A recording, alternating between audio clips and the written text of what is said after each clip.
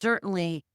if they're not conscious of the needs and the wants of the people that are working with them and for them, then they're certainly not coaching, developing, motivating, inspiring, getting the training and the development and the growth and the mentoring and the coaching that is needed for team members to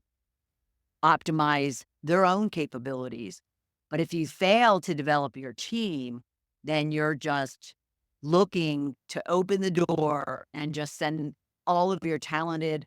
workforce out the door. And I know no hardworking people manager really wants that. And I know no hardworking corporate professional is looking to intentionally do that. It's not as if they wake up every morning saying to themselves, "Okay, what team member can I destroy? What team can I break apart? What destruction can I do in the business today?" And therefore, it's even that much more important to give one the tools and the observations and the feedback that are needed for them to flip that switch from being unconscious to being conscious. But lastly, another implication to one's leadership is if you don't get feedback, and I won't say you, if one doesn't receive feedback and really learn about their strengths, learn about their blind spots, learn about the areas for improvement, learn about the perception others have of them, learn about the experience they create each and every moment that they're engaging with those around them. Well, then there isn't even an opportunity for one to learn and grow. They're just choosing to stay in the state of which they are. And again, I can certainly sympathize and understand that state of mind, that state of being, because in that time that I had mentioned, a couple years into building my own business and just going at it almost like 20 hours a day, but not very conscious or aware at all about what I was doing, how I was doing it, what I was saying, what I was not saying, just wanting to get the checklist of the thousands of things that I needed to do done. It definitely woke me up when finally someone sat me down and gave me the feedback, as hard as it was and as painful as it was, to really see that with all the strengths and skills and talents that I possessed,